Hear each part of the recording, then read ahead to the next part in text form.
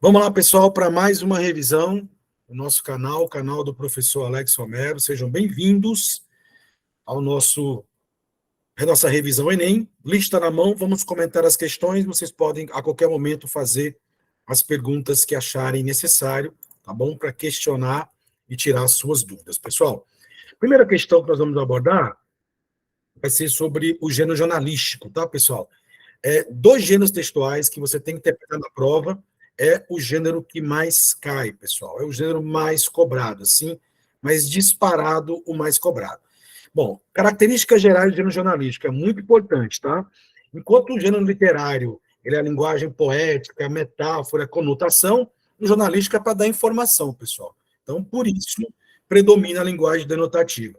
Professor, pode em algum momento, no gênero jornalístico, pode em algum momento se utilizar de uma metáfora, de algum elemento de figura de linguagem? Pode. Às vezes, para dar um efeito na mensagem, você pode criar esse recurso, né? Para chamar a atenção do espectador. Só tem que lembrar que essa figura de linguagem, quando utilizada, ela sempre vai estar entre aspas. Às vezes você vai ver um jornalista usando um eufemismo, usando uma ironia, usando uma metáfora, usando uma comparação, então ele vai usar lá as aspas para que o leitor perceba que ali é um momento, é um recurso expressivo que ele está utilizando, tá? Já que no jornalismo tem que predominar a denotação. Outro foco, gente, das funções da linguagem, funções é um assunto certo no Enem, são 6 funções, tá? 6. A função referencial é a mais cobrada.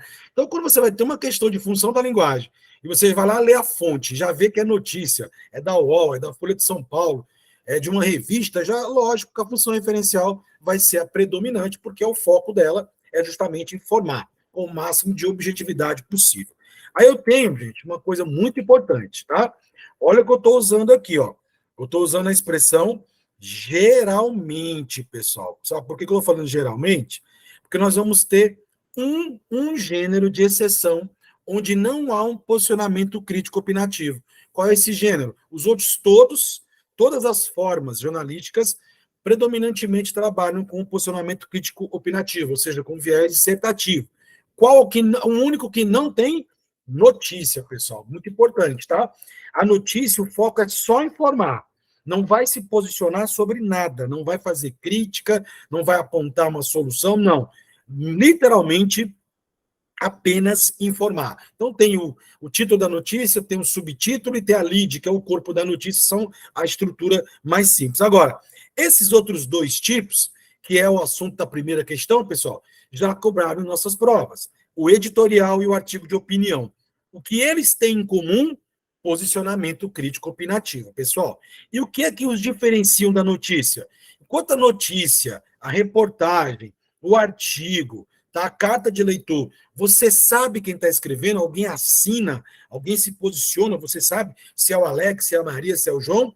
No editorial, pessoal, no editorial, a opinião não é de uma pessoa, e sim do grupo jornalístico. Ou seja, observe, quem está se posicionando é a Folha de São Paulo, né? Ou é o UOL, ou é a Record ou a Globo. Então, normalmente você pega um assunto polêmico da semana, um assunto político, um assunto cultural, um assunto religioso, um assunto polêmico, tá? Normalmente polêmico, e se posiciona. Só que quem assina lá é o Grupo Veja, o Grupo Abril, o Grupo Folha de São Paulo, beleza? Em cima disso, pessoal, vamos à nossa primeira questão, tá? Comece sempre pelo enunciado. Vamos lá. O texto, nem depois do carnaval, é um editorial. Algumas questões do Enem já nos ajudam e já nos dizem qual é o gênero textual. É o mais comum, tá? O mais comum já é dizer qual é o gênero. Então já está dizendo que é um editorial. Ou vão perguntar qual é o gênero, isso acontece, ou dizem qual é o gênero para te perguntar a característica. É o que é mais comum. Eu trouxe a questão mais comum. Retirado da Folha de São Paulo, que é um jornal conhecido. Em uma sociedade letrada como a nossa, é importante saber reconhecer os elementos constitutivos dos mais diversos gêneros textuais. Ponto. Por exemplo, o editorial é um gênero textual que essa é aquela questão que você pode responder até mesmo sem ler o texto, porque é uma questão técnica, é uma questão conteudista, ou seja, que é um editorial. Pra vocês terem uma ideia, tivemos uma questão dessa na prova de 2020 2 vezes. Na primeira aplicação, em 2020, teve aquela prova digital, tá? Inclusive, pessoal, no nosso canal, eu analisei essas provas dos últimos anos. É bom você ver também, assistir, porque eu estou comentando algumas questões mais difíceis e observando características da prova, tá? Mas é sempre bom voltar no texto, né? Nós já sabemos que o texto é da Folha de São Paulo, o próprio enunciado citou, mas eu sempre gosto de ler aqui a fonte, pessoal, acho que ajuda, tá? E está aqui o título, né? Nem depois do carnaval. Um lugar comum é dizer que o ano no Brasil começa de fato somente depois do carnaval. Vai nessa afirmação, sem dúvida, boa dose de exagero, sobretudo quando os festejos são comemorados em março. Mesmo os congressistas, dificilmente associados ao trabalho duro, veja que cutucada que o autor do texto deu aqui aos congressistas, né? Começaram sua rotina parlamentar um mês atrás. Veja que o texto é de março, né? Talvez por essa razão, como se quisesse compensar o suposto sacrifício, deputados e senadores planejam ter ao longo de 2014 cerca de 6 meses de atividade legislativa. Mas o salário deles, de 26,7 mil, não sofrerá redução proporcional e serão mantidas as inúmeras regalias ligadas ao cargo. Se eu quisesse fazer uma outra questão aqui, eu tenho uma ironia aqui, né? Planejam ter, né, suposto sacrifício. Então, eu vejo que o editorial tem essa liberdade também linguística, tá? Beleza? Numa tentativa de justificar tamanha afronta a todos os trabalhadores, os parlamentares lembram que esse ano será um ano atípico, né?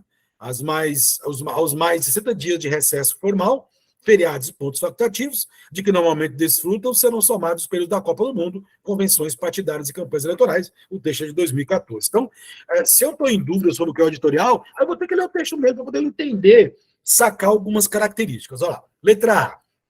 Se caracteriza por ser mais informativo do que opinativo. E aí já vem a primeira, é justamente o contrário, pessoal. O editorial, assim como o artigo de opinião, ele é mais opinativo do que informativo. Está invertido aí, tá? Outra, uso da primeira pessoa, isso é facultativo.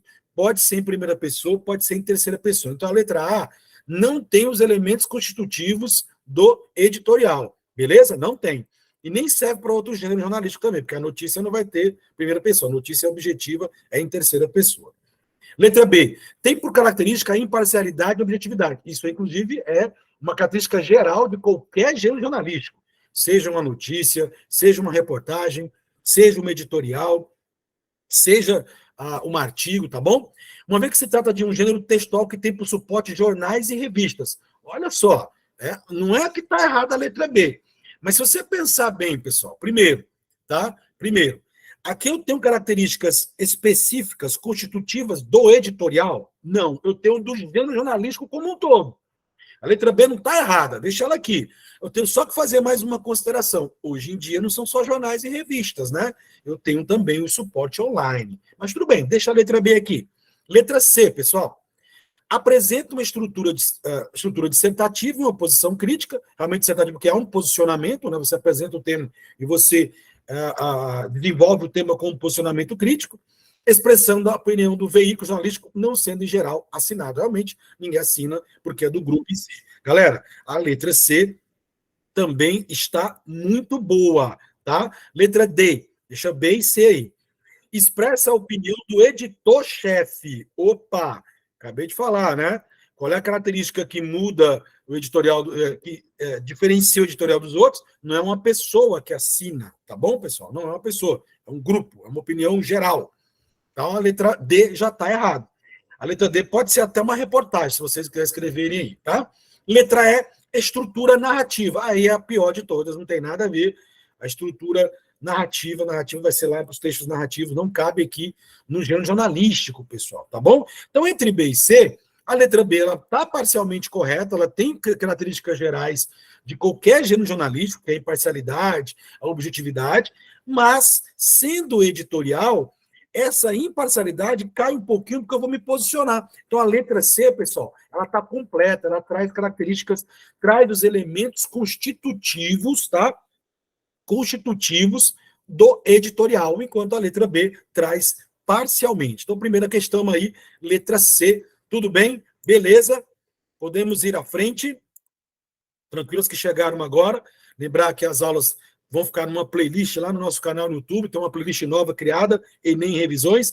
Essa é a terceira, lá estão as duas primeiras e teremos mais duas, pelo menos, até a prova do Enem, pessoal. Beleza? Tranquilidade? Deixa eu olhar aqui o chat. Tudo bem? Beleza, vou passar à frente então. Galerinha, a próxima pergunta vai envolver os gêneros literários. E a prova tem cobrado muito. Coloca lá um texto e te pergunta. Essa é um pouco mais chata. Qual é o gênero textual envolvido pelas características? Aí você vai lá ver. Ou diz qual é o gênero, tá? Para te perguntar uma característica. Uma questão complexa que eu vi em 2021 foi um texto chamado epitáfio na prova. Epitáfio é uma característica de elegia, é do gênero lírico. Elegia é tristeza, é morte. Então, ali o aluno que soubesse que epitáfio é um tipo de elegia, ele já matava a resposta, mesmo sem ler o texto, porque o enunciado já dizia que era um epitáfio. Mas, que eu falo, nem sempre você vai lembrar. Óbvio que você sempre vai ler o texto para fazer aquela garantia, né? Digamos assim. São 3 gêneros, tá, pessoal? Literários são 3. Lírico, narrativo e dramático foi criado lá pelo Aristóteles na Grécia. O romantismo e o modernismo, eles mesclaram esses gêneros, eles quebraram as regras, né? Tanto que criou-se a prosa poética, ou seja, narrativo com lírico. As peças teatrais já podiam ser feitas tanto em verso e em prosa, antes só podia ser feito em prosa. Então você teve muitas modificações. Dentro do lírico, eu destaco o soneto, tá? Que é 14 versos, muito conhecido, a elegia, que trabalha com tristeza, e o idílio, que trabalha com amor e natureza. O maior poema idílico do Brasil é nossa querida Marília de Viseu. No narrativo, pessoal, onde eu tenho um narrador contando uma história, uma contação, podendo ter descrição, podendo ter narração de primeira ou terceira pessoa, você trabalha com um texto mais objetivo. Alguém vai contar a história de alguém. Esse narrador pode ser personagem, primeira pessoa, ou ele pode ser um narrador em terceira pessoa, da característica onisciente, que mergulha no íntimo dos personagens, Machado de Assis, ou um narrador observador, como é o caso de José de Alencar, lá no Romantismo. Eu tenho ali o conto, a crônica, o romance, a fábula, o apólogo, são os textos mais conhecidos. Aí eu tenho o dramático, pessoal. Dramáticos são os textos de encenação, né? São textos que vão para o teatro. Hoje tem o cinema, tem a TV. Quando ele foi criado, só tinha um teatro. Não tem narrador, o próprio personagem ele já interage com o público. Agora, cuidado, quando você estiver lendo uma peça, você vai ver que, entre parênteses, vai estar escrito lá, sorrindo, entrou calado, né? Fez uma careta. Essa rubrica, o nome disso, já começa aqui na prova, tá? Essas rubricas é para você entender, quando você estiver lendo uma peça e não assistindo, como é que o personagem vai falar, vai ter a fala dele naquele momento. Você está assistindo lá, ninguém vai dizer lá, e fulano entrou sorrindo. Isso não vai acontecer, tá? Então, em cima disso, quero destacar o narrativo para essa questão de número 2 que vamos fazer agora, pessoal. Eu tenho uma crônica dos gêneros narrativos assim cobrados. Foi o mais lembrado na prova até hoje.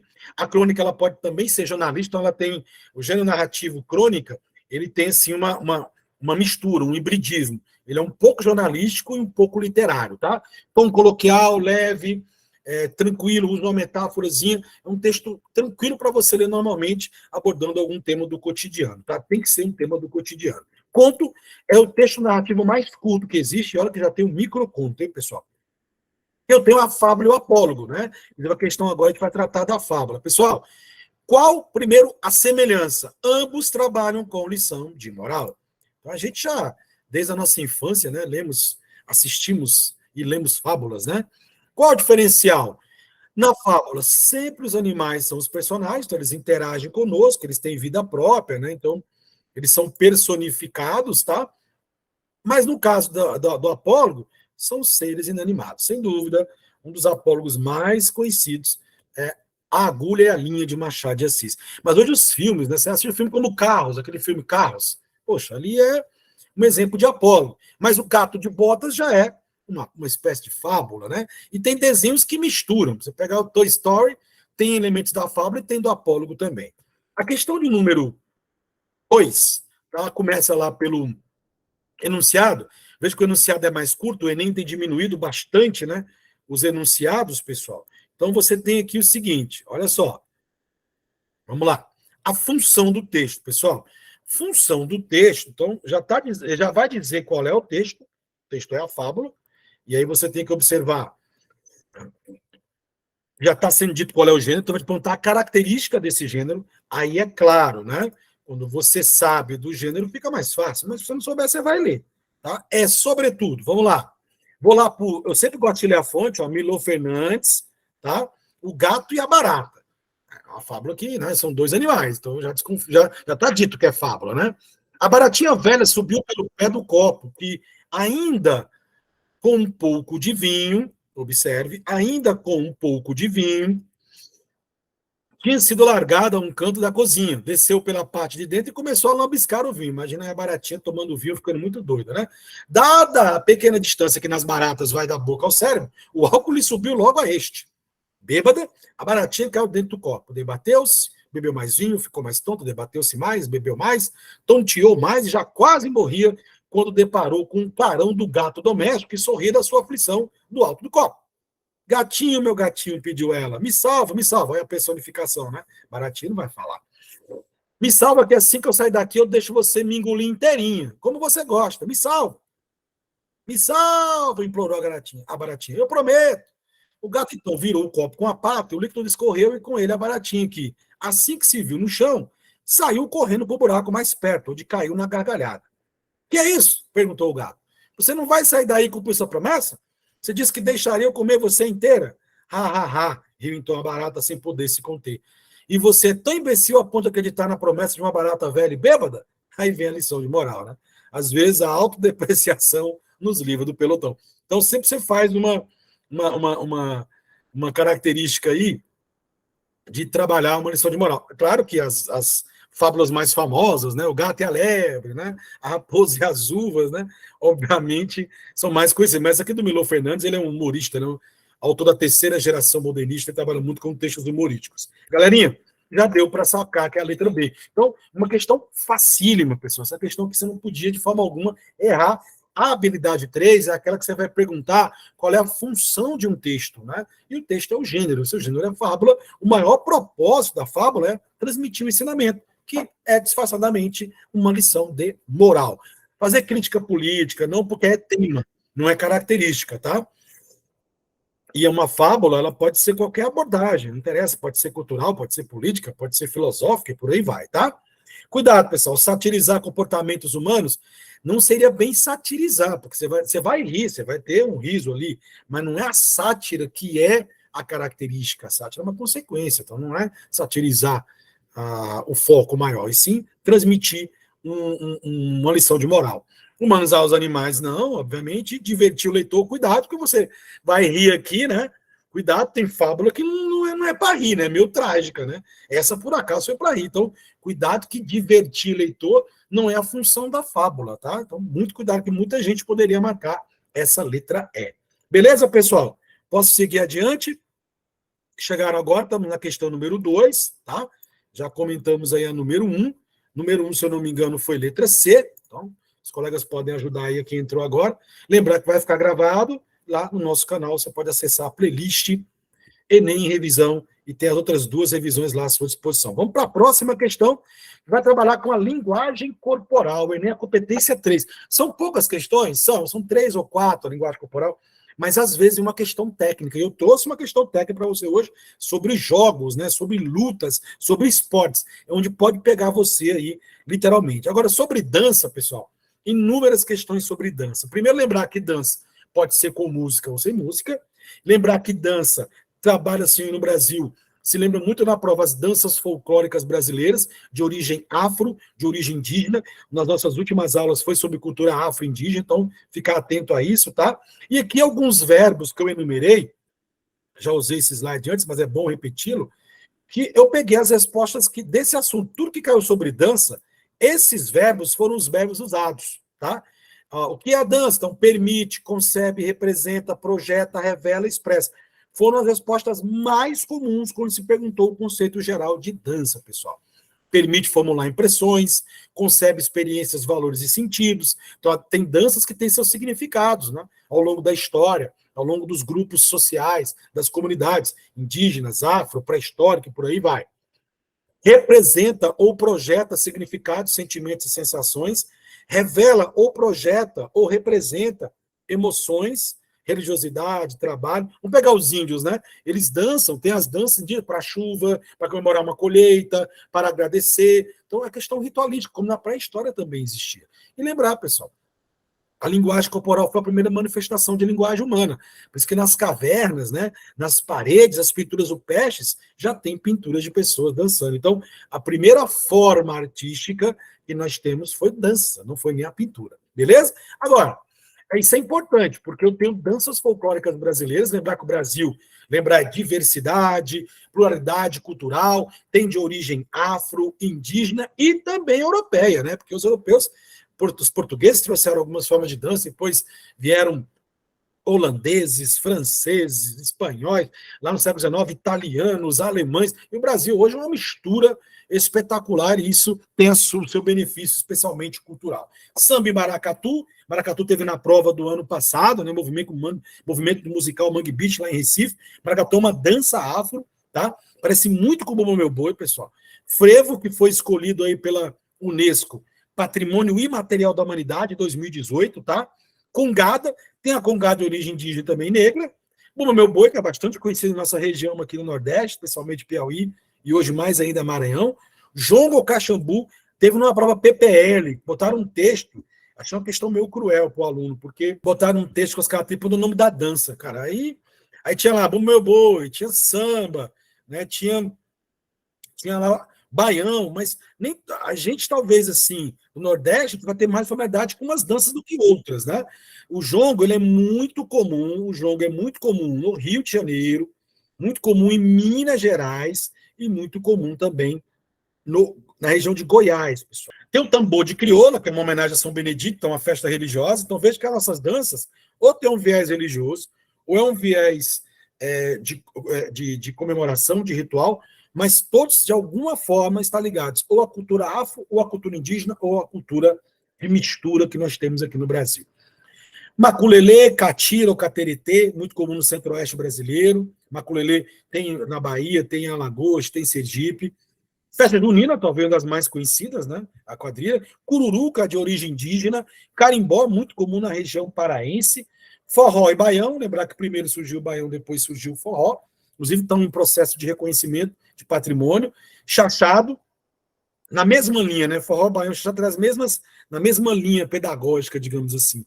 O coco, tá? O coco é uma dança muito comum na Bahia também, na Paraíba e também em Alagoas. Pau da bandeira, comum nas festas juninas, que é você se trepar lá no pau de sebo lá e conseguir pegar a bandeira. Tem uma variação, que é feito mais para mulheres, umas fitas coloridas que elas ficam rodando, né? E aquela que no final ficar com a fita será a que vai casar, digamos assim. Bugio e chula, muito comum no sul, e o fandango, que é de origem europeia, para comemorar colheitas, muito comum no centro-oeste brasileiro, também no Paraná, interior de São Paulo. Visto isso, pessoal, temos essa questão de número 3. Diante do exposto, é possível perceber que a dança, questão diretaça, os enunciados estão assim. Então, você vai ter que ler o texto. Provavelmente vai ser uma questão genérica sobre a ideia da dança, e não uma questão específica de algumas dessas danças que eu citei agora.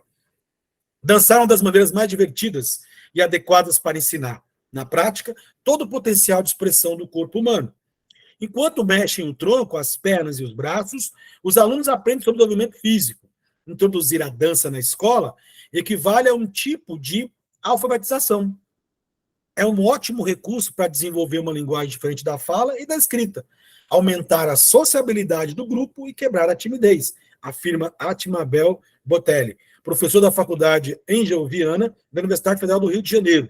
E o melhor, o trabalho pode ser feito com turmas de todas as idades e de forma interdisciplinar, envolvendo as aulas de arte e educação física. Então, para perceber que a questão vai ser uma questão genérica. Então, nesse caso, é possível perceber que a dança leva a criança a ter consciência corporal e entender como o corpo dela se exclui do espaço. Opa!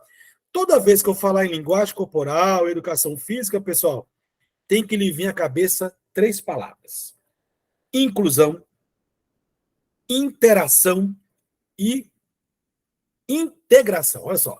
Inclusão, interação e integração. Beleza? 3 Is. Então, exclusão fora. Letra B. Contribui para o aumento do poder de concentração e da perda de massa muscular. Então, dançando eu vou perder massa muscular, não tem, nem citou isso no texto, né? Não tem nada a ver aí. E nem a concentração, sim, diz que até melhora bastante. Você deva fazer alguma atividade física baseada, ou também uma atividade artística, desperta a criatividade. C. Educa os movimentos do corpo E eu quero lembrar que, nesse caso, no Enem, vai aparecer uma palavrinha chamada sinestesia, mas com a letra C. O meu C que horrível, gente. Tá? Sinestesia. Ah, uma lousa digital aqui, ó. Sinestesia com a letra C. C de corpo, tá? Movimento corporal. Sinestesia com a letra S é figura de linguagem.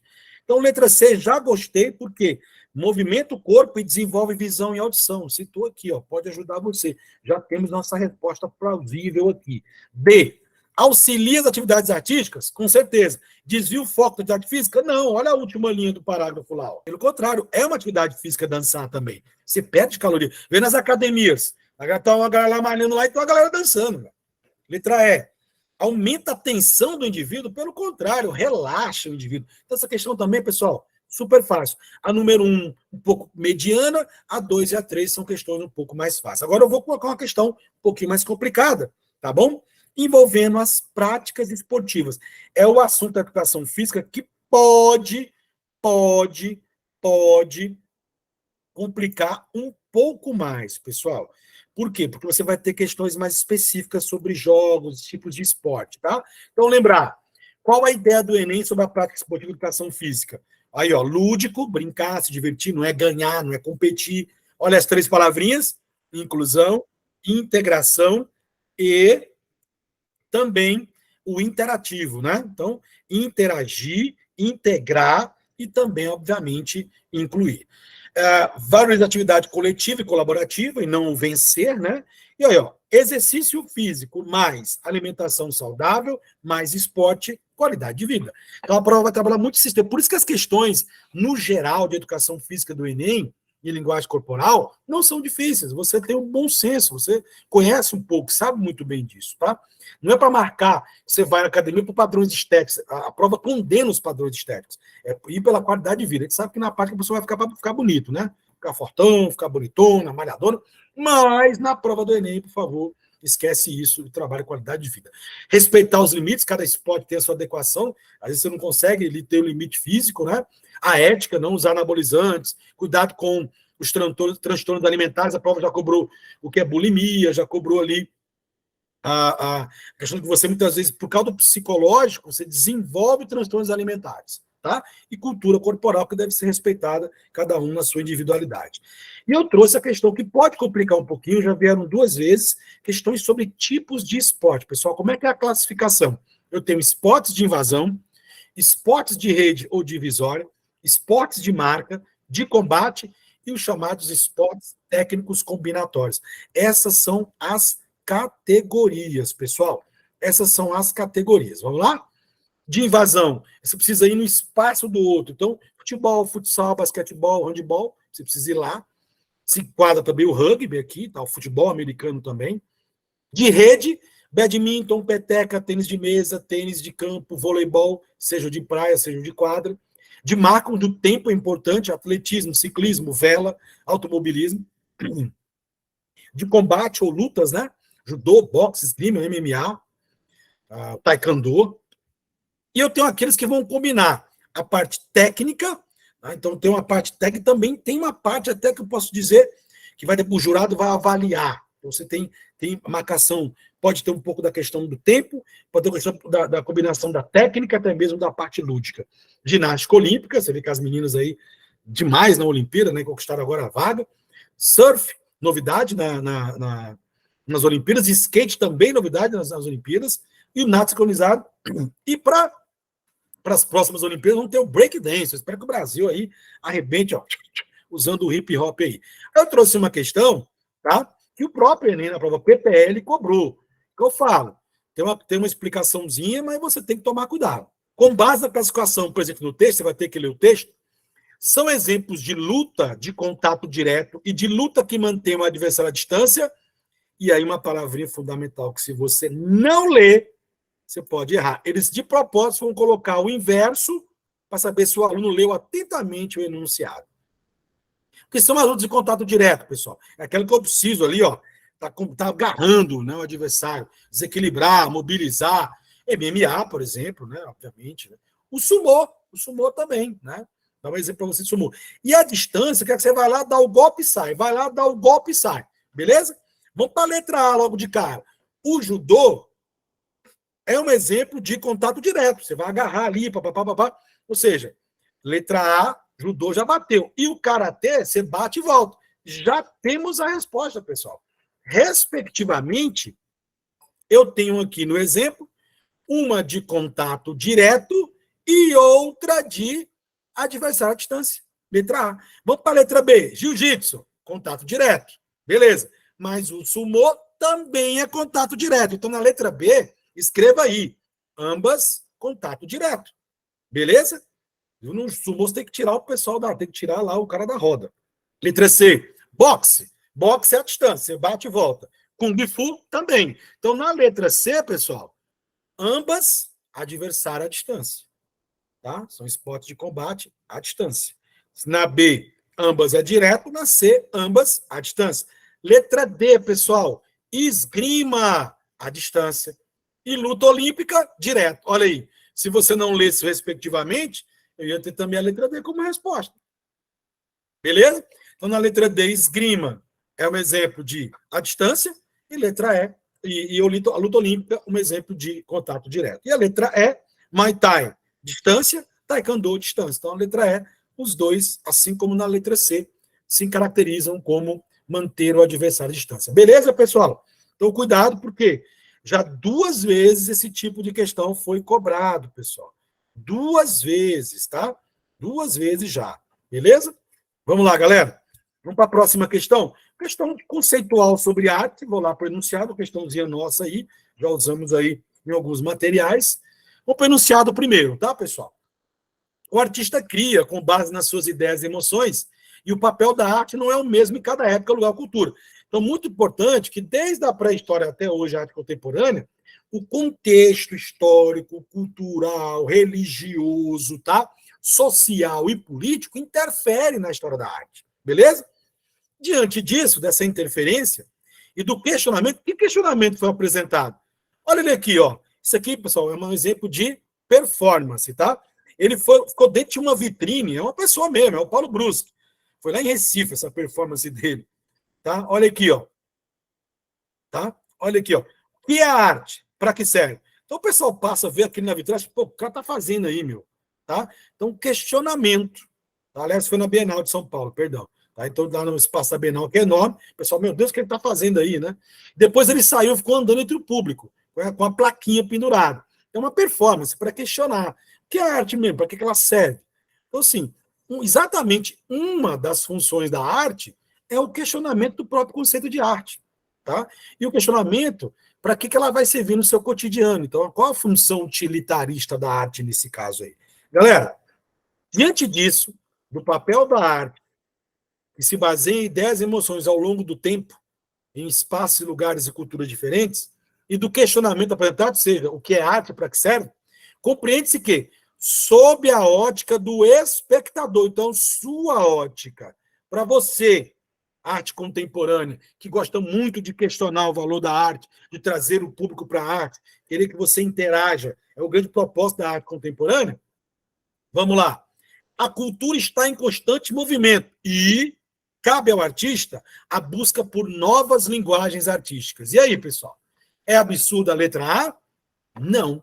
Mas você leu o enunciado, olha o que eu grifei. Eu quero saber sobre a ideia da arte, sobre o papel dela, sobre a ótica do artista? Não.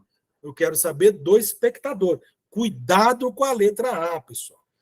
O que eu quero é que você, espectador, para você entender tudo que a arte possa oferecer, você precisa o quê, pessoal? Letra B de bola. Observar, sentir, apreciar, porque aí você vai tirar as suas próprias interpretações. Não se esqueçam, o grande papel da arte contemporânea, quase todos os movimentos querem que você, de alguma forma, interaja, participe, tenha um papel ativo na arte. Cuidado com a letra A. Se eu mudasse o enunciado sob a ótica do produtor cultural, do produtor artístico, daquele que é o artista, a letra A estaria beleza, é uma das possibilidades, porque ele vai usar muitas linguagens diferentes. Mas o enunciado pede sobre a sua visão como espectador de arte, quando você vai a uma exposição. Letra C está errada, em arte não tem nada de verdade absoluta, né? Beleza? Letra D, não limita. Cuidado, pessoal, arte não, as palavras como limitar, restringir, não pertencem ao universo da arte. A arte é o exercício de liberdade de expressão e criação. Por mais que alguns se choquem, às vezes, com as artes, né, polemizam, mas ela tem o seu direito. E você também tem o direito de não gostar de movimento A ou B, de obra A ou B, mas não tem o direito de proibir uma exposição, né? Como alguns querem fazer. Letra E. Cuidado. Como é que eu vou saber interpretar uma obra de arte? Eu preciso estudar a cultura, a época, o contexto, para melhor entender. Então, realmente dificulta, mas por isso que você pode estudar. E outra, né? Se eu quero que você compreenda o papel da arte, eu não posso marcar a letra E, né? Se eu não estou entendendo, então o papel da arte já não vai existir para o espectador dessa forma. Beleza, pessoal? Aí chegamos aqui, pessoal. O Renascimento Barroco, né, do Caravaggio, do Aleijadinho, né? O exagero, o drama, o choque, as imagens deformadas. O Rococó, que é um estilo mais leve, decorativo, mais luxuoso, mais na Europa. E lembrar que a prova, em 2022, cobrou lá o movimento maneirista. O maneirismo é uma transição do Renascimento para o Barroco. Não é um movimento artístico, é só uma transição que traz elementos do Renascimento ainda, mas já começa a deformar a imagem, a exagerar na dramaticidade, por isso que antecipa o Barroco em alguns aspectos. Agora eu quero ir para a questão 6, e ela é perigosa. Atenção para ler o texto. Esse tipo de questão em que eu boto um texto e boto 5 imagens, você escolher uma para marcar, tem que tomar cuidado. Tá? A última vez está com 3 anos que não vem esse modelo na questão de artes. Tá? A última vez foi lá em 2019, então 4 anos, na verdade. Né? Fique esperto, vamos lá. As cidades antigas, construídas por diversas sociedades, expressaram através do tempo sua cultura, arquitetura, ciência e modo de vida. Bom, muitas se tornaram monumentos ao ar livre, nos quais se desenvolveram pesquisas arqueológicas que abasteceram de objetos históricos as maiores coleções museográficas do mundo. Ponto. Olha só, você entendeu o texto? Sobre cidades antigas, sobre construções, mas sobre monumentos. Então, o foco aqui, pessoal, olha só, tá? Monumentos ao ar livre, então, vou falar de arquitetura, de objetos históricos que se tornaram pesquisas importantes. Tudo bem? Um exemplo de arquitetura, porque os monumentos podiam ser escultura também, mas o enunciado agora fixou um exemplo de arquitetura elaborada para atender aspectos religiosos dos povos antigos, está presente, então, eu tenho 5 alternativas. Quero aproveitar e lembrar da arte pré-colombiana, porque aqui na América, de México para abaixo, vendo? Nós temos os impérios que deixaram até hoje, tem legados ao ar livre, monumentos mesmo ao ar livre, você consegue vê-los, enormes, gigantes lá, com algumas características. No caso dos incas, a questão do poder, né, era uma forma de poder, também lugares para sacrifícios foram construídos, astecas, que habitam ali na região do México, especialmente, maias, sul do México e América Central, os incas aqui na América do Sul, os maias, mais desenvolvidos na matemática e na escrita, já há registro de professores, né, lá nos maias, tá bom? Para vocês terem uma ideia como o negócio de dar aula é antigo, pessoal. Os astecas aqui tinham muitos, mas muitos templos aí usados, construídos enormes, parece umas pirâmides muito grandes, usadas para sacrifício. Então aqui é uma dicasinha para você. Agora, olha só. Olha lá, entre A e B. Por que a B você já tira logo, galera? Não está falando de monumentos antigos, pessoal? Não vai caber arte moderna, mas aproveito aqui a belíssima igreja, a Catedral do Grande Brasília, do senhor Oscar Niemeyer, né? Belíssimo. A letra A é a pegadinha, porque ela é do pré-colombiano, ela é antiga, mas ela é uma escultura, pessoal. Coloca aí, letra A, escultura pré-colombiana. Se é na Bolívia, então é uma escultura inca, beleza? Mas o que o enunciado quer? Um exemplo de arquitetura. Olha aí, olha aí. Quando ele falou monumentos ao ar livre, pode ser escultura, pode ser arquitetura, mas aí o enunciado chama de especificação do enunciado, comando da questão, que é um exemplo de arquitetura, e a letra A é uma escultura e não uma arquitetura. A letra B é uma arquitetura? É, mas é moderna, e eu quero antiga, tá bom? Letra C. Olha a letra C aqui, ó. Olha só a letra C, galera. Nossa resposta correta. É justamente, tá, um templo usado para sacrifício, lá no México. É antigo e é um exemplo de arquitetura. Beleza? Letra D. É uma arquitetura? É, igreja. Período barroco. Tá? Então, aqui a igreja não era usada para sacrifícios, né, digamos assim, né? Não assim do jeito que a gente entendia antes. O enunciado fala dos religiosos povos antigos. O barroco, pessoal, é considerado um movimento de idade moderna, então não é idade antiga. Se liga aí. E o período romano? Olha aí, podia ser antigo, né? Não, antigão, período romano, olha o Coliseu aí. Eu te pergunto, o Coliseu, pessoal, tinha um propósito de aspecto religioso? Era para você ter lá, era lúdico, é o pão e circo, galera. Então, realmente, a confusão podia ser a letra A. A ideia é a letra A, exatamente, a diversão, Vox. Então, a letra A, só que a letra A é uma escultura. Beleza? Tranquilo? Essa questão vem de renascimento. Ó. Então, uma vantagem das provas do Enem, tanto em literatura como artes, já se diz qual é o movimento. Então, eu vou pegar aqui e associar o texto 1 ao texto 2. Tá? Texto 1 ao texto 2. Muito bem. Texto 1 foi um longo processo que começou em fim do século XIV e prolongou até o século XVI. O berço dessa formação foi a Península Itálica, sobretudo em cidades como Florença, Veneza e mesmo Roma. Faltou citar Gênova aqui, né, também onde atuou muito bem Michelangelo e o nosso Da Vinci. Para a questão de Florença, tem até a rivalidade lá, uma praça que tem da praça lá em Florença, tem o Da Vinci olhando para o Michelangelo como se estivesse um desafiando o outro. Que era uma rivalidade, mas os dois não tinham essa rivalidade, né? E mesmo Roma, onde os papas incentivaram muitas artes. Os papas patrocinaram, a igreja foi a grande patrocinadora da Idade Média nas artes e depois continuou patrocinando o Renascimento, tá? Só que agora ao lado dos mecenas, né? Dos burgueses. Mas o Renascimento não ficou cheio da Península Itálica. Houve outros focos. A exemplo dos Países Baixos, a Holanda teve muito também, onde hoje é a Holanda, né? Onde se notabilizaram pintores como Hieronymus Bosch e Peter Bruegel, que é o autor aqui dos jogos infantis. Olha, galera, aí, ó. Olha a perspectiva desse quadro. Esse quadro perpassa uma ideia tridimensional, então sugere movimento. Cara, tinta a óleo, pessoal, óleo sobre tela. 118 por. Eles começaram a pintar telas grandes, houve esse desafio, né? Para algum deles. Está lá no Museu de Arte de Viena. O que ele quer, então? A associação. Então, nesse tipo de questão, você não vai interpretar o quadro. Gente, a maioria das questões de arte do Enem, você não vai fazer uma interpretação da imagem, mas é a característica do movimento, pessoal. Letra A, o Renascimento. Usou técnica milenar? Não, pessoal. Nada de milenar, não é nem China, meu. Não é nem a Ásia, pessoal. Cuidado. Nada a ver com românica, apesar de, no Renascimento, ter religiosidade, mas sob um viés mais humanista. A letra A, fora, pessoal. B, sofisticação técnica, criaram modelos com perspectiva tridimensional, perfeito, tá?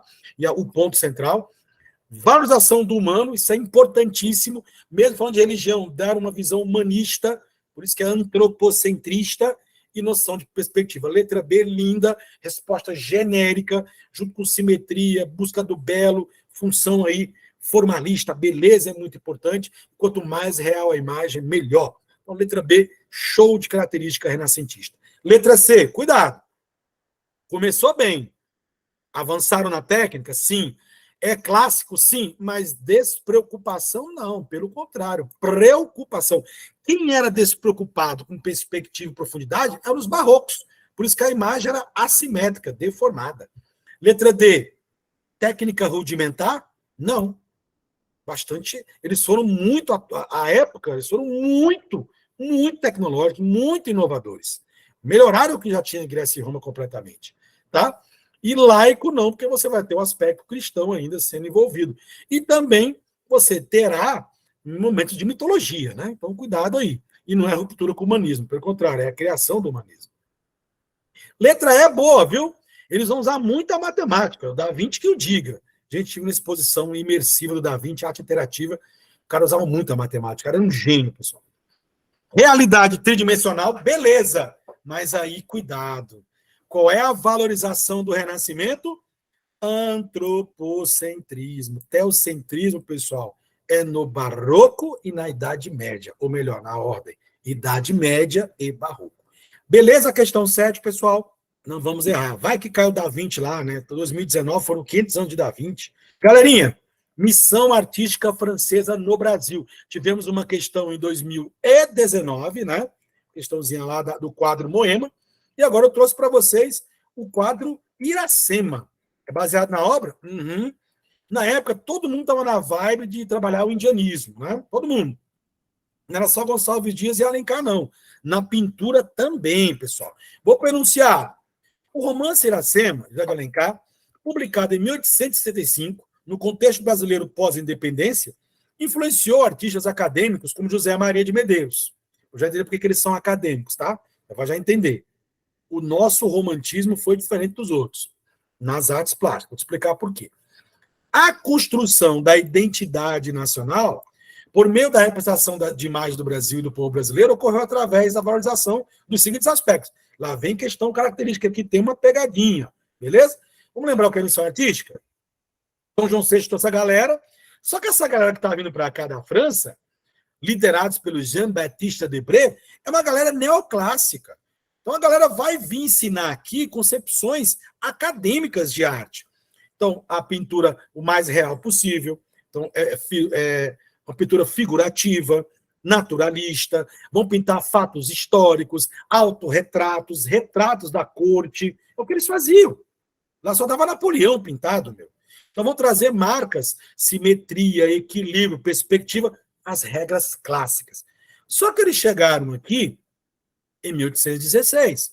Precisavam trabalhar. E vão continuar pós-independência. Então, nossos artistas, eles foram moldados com características acadêmicas, mas temas românticos. A natureza, o amor e a independência do Brasil. Inclusive usando o índio como tema. Daí você dizer que durante todo o século XIX, a nossa memória coletiva, a nossa iconografia, ou seja, os registros culturais por imagens, quadros, esculturas ou até mesmo arquiteturas, trazem fatos históricos importantes do Brasil que realçaram o nosso nacionalismo. E dizem, então, que por isso esses artistas, mesmo acadêmicos, contribuíram para a formação de identidade nacional. Beleza? Essa é a missão artística. Principais nomes: Pedro Américo, aquele famoso quadro, Independência ou Morte. Victor Meirelles, já caiu 2 vezes. Tem o quadro Primeira Missa, né, que é muito importante. E esses quadros, como Moema, Lindói, que são personagens da literatura que são indígenas e foram pintados pelos artistas plásticos, como é o caso aqui do quadro Iracema, de José Maria Medeiros. Está lá no Museu Nacional de Belas Artes do Rio de Janeiro, próximo ao Museu da Manhã, bem pertinho, bem quase ao lado um do outro. Beleza, galera? Vamos lá. Cuidado com essa questão, hein? Olha o enunciado. Vamos lá. Como é que essa construção da imagem do Brasil e do povo brasileiro, nesse período pós-independência, Iracema é um exemplo disso, fusão do indígena com branco, é o Alencar que disse, no Guarani também. Está lá o Gonçalves Dias, nos primeiros cantos também, falando muito disso. Como é que se valoriza isso? Letra A, clima ameno. Brasil, clima ameno. Tá bom. E índole guerreiros ameríndios. É isso que faz a identidade nacional, pessoal? Não. Grandeza territorial e integração racial das etnias. Aí tem que tomar cuidado, porque a integração racial é discutível, né? Porque o Alencar, por exemplo, só queria misturar índio e branco. Não colocava o negro nessa questão da etnia brasileira. Mas tudo bem que a letra B deixou você meio assim, Brasil é um país grandão, né? Beleza. Extensão litorânea e sincretismo religioso do povo.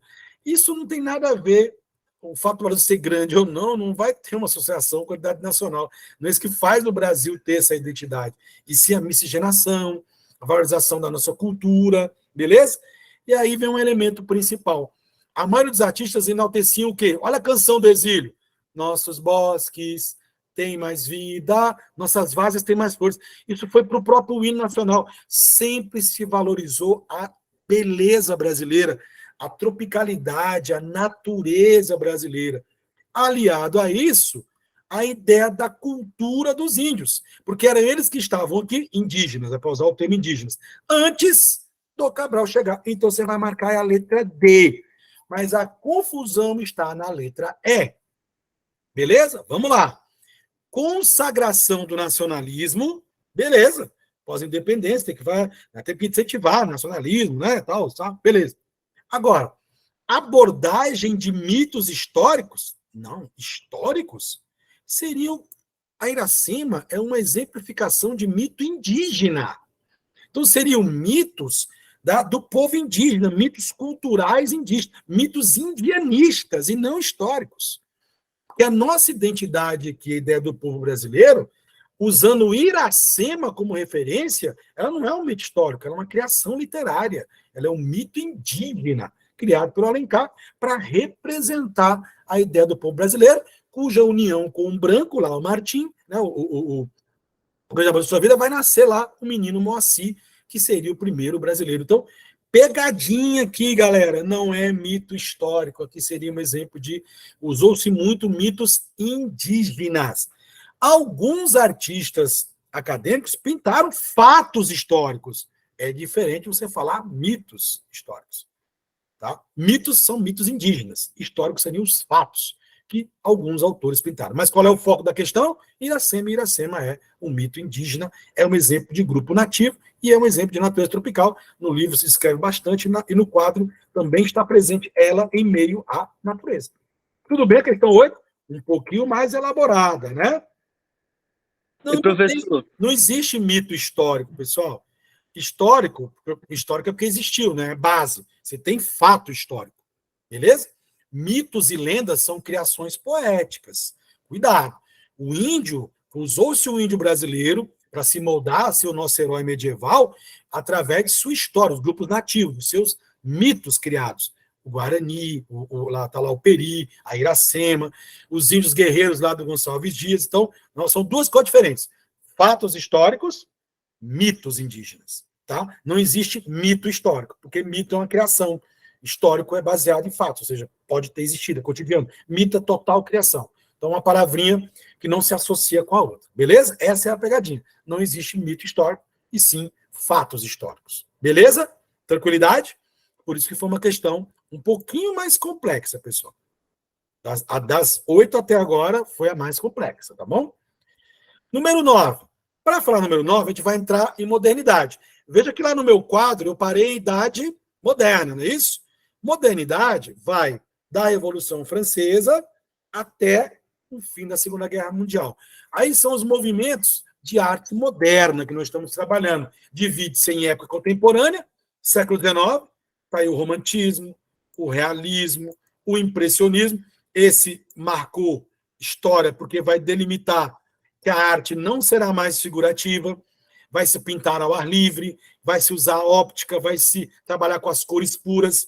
Aí nasceu a fotografia como arte e a arte Nouveau na virada do século. E aí veio o modernismo, onde eu tenho as vanguardas europeias, cubismo, futurismo, expressionismo, dadaísmo, surrealismo e abstracionismo, o construtivismo russo e o modernismo mexicano, movimentos isolados, mas que contribuíram com características para a arte moderna brasileira, e a nossa Semana de Arte Moderna, que inaugurou aí o nosso modernismo, que existe até os dias de hoje na literatura, mas nas artes plásticas, o modernismo brasileiro acabou nos anos 40, porque depois virou arte contemporânea. Galera, 2 quadros. Diego Velázquez, Las Meninas. Tive o prazer de ver esse quadro ao vivo lá no Museu do Prado, em Madrid. É um quadro barroco, ele era um pintor da corte, e o Picasso fez uma releitura, pessoal. Las Meninas. Picasso, cubista, arte moderna. Diego Velázquez, barroco, arte barroca. Idade moderna, mas é arte barroca. E o que o modernismo tem como principal característica, pessoal? Criticar o passado. Não quero saber de nada. Só que essa releitura dele aqui, agora eu quero vocês participando. É um exemplo de paráfrase ou é um exemplo de paródia, pessoal? Ou seja, para vocês, a ideia original foi mantida ou houve alteração? E aí? Vamos pensar um pouco. O que vocês acham? Hein, pessoal? Houve alteração. Houve alteração, principalmente na imagem ou na técnica utilizada? Na técnica. Na técnica, porque a técnica cubista faz o quê? Fragmenta a realidade para recompô-lo usando formas geométricas. Houve uma deformação. O quadro 2 é uma paródia do texto 1, do quadro 1, apesar de usar o mesmo título, mas você não consegue ver as meninas, você não consegue ter identificação muito fácil, porque está todo propositadamente fragmentado, pessoal. Houve uma alteração. E se alterou o sentido, é paródia, pessoal. Vamos para a questão agora? Os quadros, cuidado que paródia não é só fazer rir, tá bom? Se alterou o sentido da paródia, se manteve o sentido da paráfrase. Os quadros tratam do mesmo tema, embora pertençam a dois momentos distintos da história da arte. Um é um quadro moderno, outro é um quadro barroco. O confronto entre as imagens revela um traço fundamental da pintura moderna. Olha só uma coisa. Se eu troco o enunciado e coloco da pintura barroca, por exemplo, ou da pintura acadêmica, a letra A será a resposta. Já que se buscava representar o mais próximo da realidade. Foi o que ele fez aqui. Mas da pintura moderna é você romper com a imitação. Eu não quero mais imitar a realidade, eu quero deformar a realidade usando, no caso do cubismo, planos geométricos superpostos. Muito cuidado. Se a característica é de arte moderna, você vai de encontro a tudo que é figurativo. Você começa a abstrair, deformando as imagens, pessoal. Então, letra B. Figuras naturais, também é uma arte clássica, então é uma arte antiga, não vale para cá. Letra C, não tem continuidade, pessoal, tem rompimento. Arte moderna rompe, não continua nada. Os contemporâneos são mais de boa, não querem romper, até vão copiar, beleza? Então, letra D, ruptura. A palavra-chave para qualquer característica de arte moderna, romper com padrões, romper. Eu não quero nada, eu quero tudo é novo. Eu não quero saber do passado em nada. Tudo bem, questão número 9? Passa um pouquinho mais tranquila. Beleza? Vamos lá, então? Agora eu vou entrar em pós-modernidade ou arte contemporânea, que vem pelo menos até os dias de hoje. Anos 50, destacar esses movimentos. Todos já caíram na prova, tá? Pop Art teve ano passado, inclusive, tá? 2021, ela dizendo. Tem um aqui, depois vocês estudem. Lá no nosso canal tem aulas de cada um. Tem hora da questão em arte, que eu comento uma questão e já falo do conteúdo de cada um desses movimentos aqui. Beleza? Concretismo, anos 60. Anos 70, minimalismo, ó, foi a última questão da prova azul ano passado, 22. Performance happening. Lembrar, performance happening, né? São movimentos que você vai usar o corpo, então é a body art, o corpo é o meio artístico. Hiperrealismo. Anos 80, dois movimentos, neo-expressão de grafite. Anos 90 para cá, arte digital, arte interativa, videogame. Não surgiu nenhum movimento artístico novo. Detalhe, eu continuo tendo pop art em pleno 2023. É a new pop art. Esses movimentos, eles vêm e vão. Uma característica deles é que eles não se acabaram. Como eu não vejo mais barroco hoje em dia, mas continuo vendo pop art, arte cinética, arte povera, conceitual. Uma das marcas da arte contemporânea é a fluidez, a efemeridade. Os movimentos vêm e vão, e não se acabam. Beleza? Tudo bem? Em cima disso, mais uma questão que da Unifesp, um vestibular muito bom, uma prova boa. Até postei para vocês, né? Algumas provas da Unesp, da Unifesp, tá? São a Federal de São Paulo, aí, Unesp, a Estadual de São Paulo. Normalmente eles deixam a última questão, a 20ª de linguagens para arte. Detalhe, a prova tem uma pegada de Enem, uma característica de Enem, beleza? É daquele modelo, pessoal. Vou te dar o texto e te perguntar qual obra representa o movimento. Em vez de dizer o nome do movimento, você tem que interpretar. Então, aqui são dois trabalhos. Eu tenho que ler o texto, saber de que movimento que ele está falando, e o outro trabalho do aluno é identificar qual imagem se refere a esse movimento. Vamos para o texto. Tal movimento artístico floresceu em meados do século XX e baseava-se no imaginário do consumismo da cultura popular. Opa! Século XX, né? Então já temos aqui meados do século XX. Ali dos anos 40, 50, por aí ali, né? Imaginário do consumismo e cultura popular, eu já tenho a dica. Foi visto como uma reação ao expressionismo abstrato. Então, veio depois, pois seus praticantes reintroduziram no repertório plástico imagens figurativas e fizeram temas banais, cotidianos. Gente, o texto está falando, sabe de quem? Quem matou a charada já? Quem matou a charada? Responde aí. Pop art. Pop art, beleza? E onde é que eu vou ter? Excelente, Bruno. Onde é que eu tenho pop art, pessoal, aqui? Na letra A, não. Letra A, escreva aí, surrealismo. E letra B também. Letras A e B, eu tenho elementos surreais. É o René Magritte, né? A galinha olhando para o ovo, e ela botando outro ovo, um ovo ali se tornando como se fosse um cálice. Fosse adorar o ovo. As imagens doidas, insólitas. Letra C, abstracionismo. Letra C, abstracionismo. A letra A, a letra B e a letra C são vanguardas europeias. E a questão é sobre arte contemporânea. Então, já não poderia ser uma das três. Letra D, resposta correta.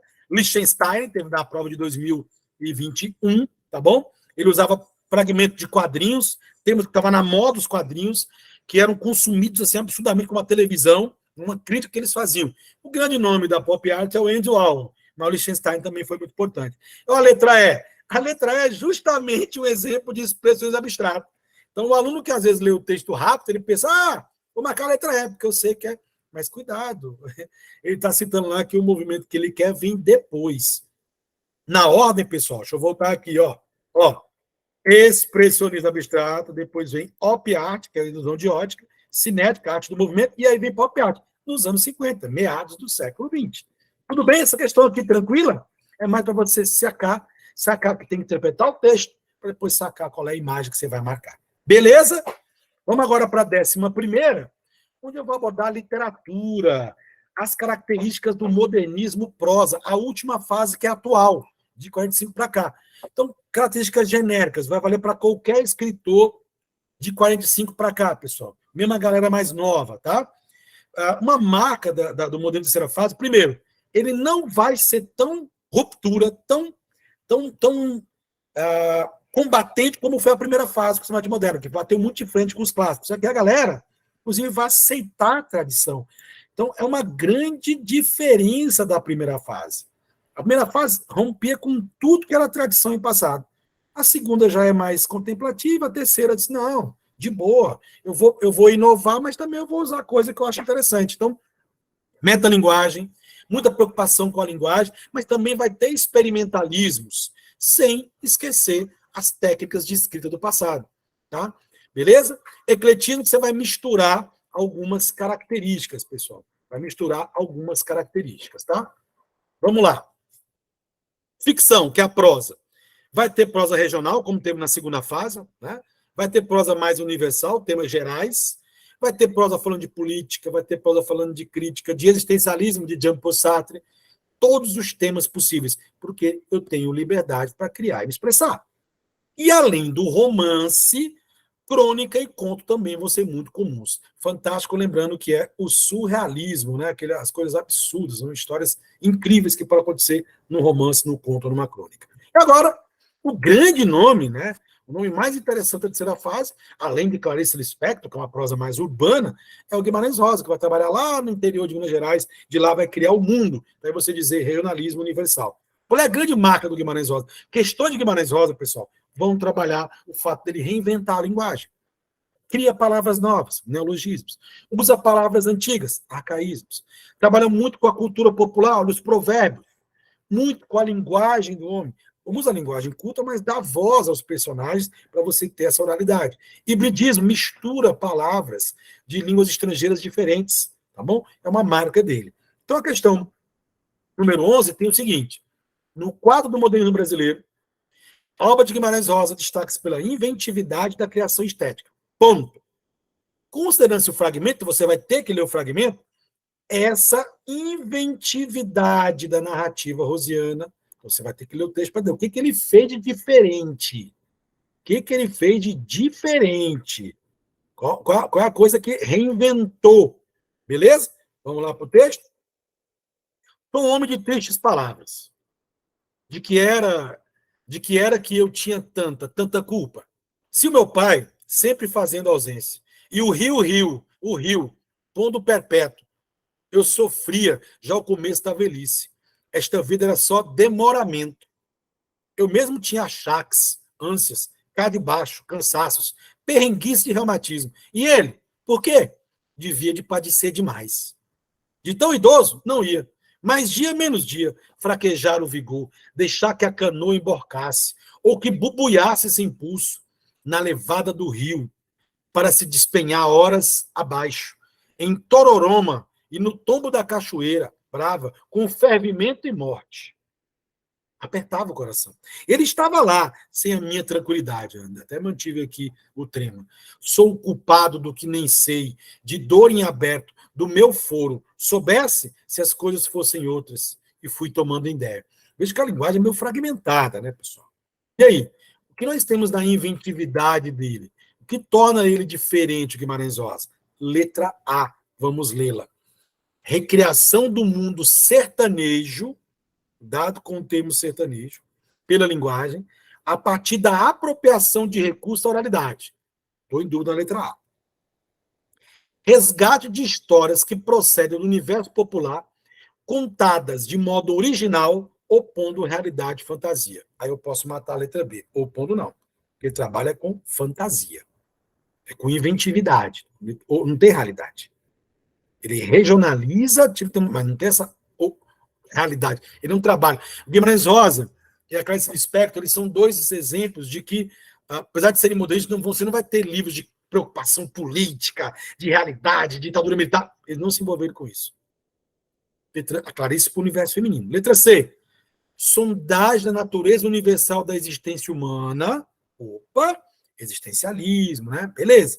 Através de referência à não, religiosidade, não. Através dos conflitos.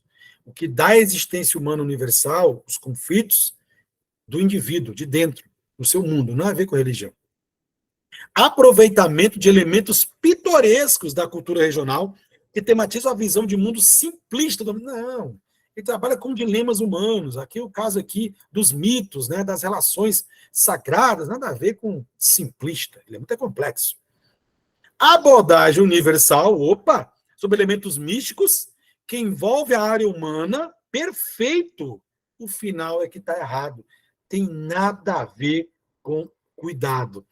A gente sabe que a maioria dos modernistas, pessoal, tem como característico engajamento sociopolítico. Mas o Guimarães Rosa, a Clarice Lispector, não. Tá? Portanto, letra A. Recriação do mundo do homem do campo. Como é que é a frase dele? O sertão é o mundo. Grande Guimarães Rosa, um fantástico. Leitura muito difícil. Eu nunca indico Guimarães Rosa para jovens, né, porque é uma leitura muito complexa. Eu estou na terceira releitura do Grande Sertão Veredas. Eu li na adolescência, não entendi nada. Me frustrei. Depois fui ler como professor, para analisar a obra, para vestibulares. E estou na terceira. E estou vendo coisas que eu não vi da segunda e da primeira vez. A leitura tem essa capacidade. Beleza, galerinha? Tranquilo, letra A? Guimarães Rosa, hein? Tudo dele envolve linguagem, pessoal. Inventividade dele da linguagem. E agora, para fechar, uma questão de poesia, da Adélia Prado, uma poeta maravilhosa. Mas antes, qual é a característica geral da terceira fase poesia? Beleza? Veja que essa primeira parte é igual. Ó, igual à prosa. Claro, porque também é modernismo, pessoal. Metalinguagem, intertextualidade, inovação. Também tem gente que manteve o soneto, é conservador, tradição junto com modernidade. A primeira fase é que radicalizou. A segunda e a terceira aceitava usar até soneto, que é a composição clássica. A primeira fase não admitia. Radicalismo total quanto passar. Qual a novidade? A poesia mais social, mais humana.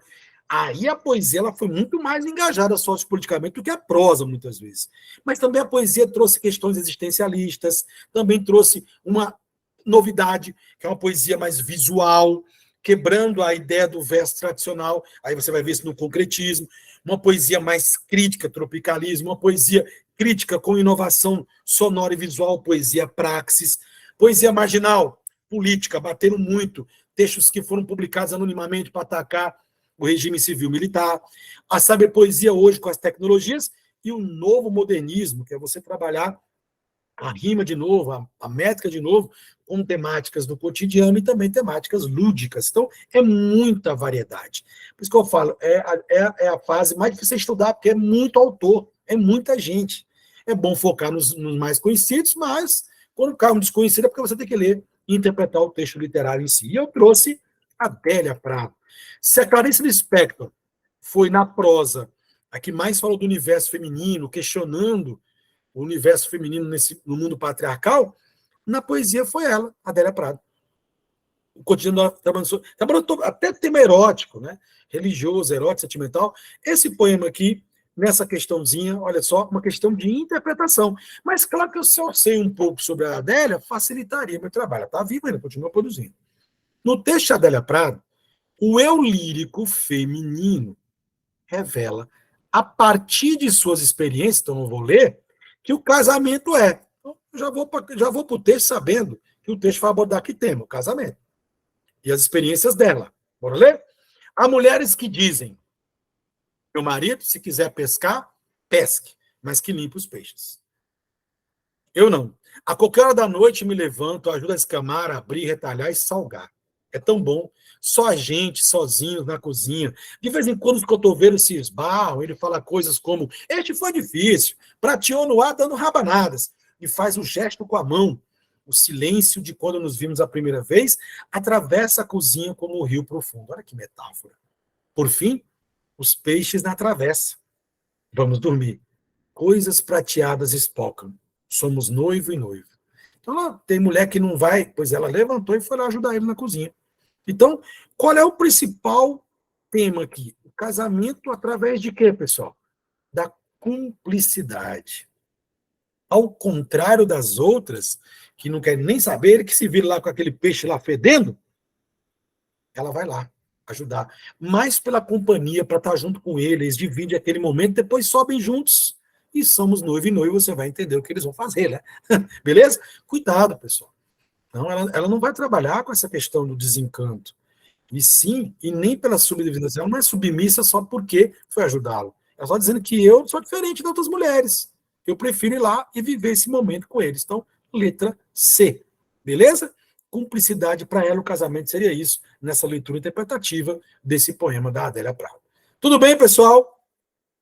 Muito bom, né? Beleza? Demorou um pouquinho, mas sabe como é que é, né? Eu gosto de aula bem detalhada mesmo. Muito obrigado a vocês.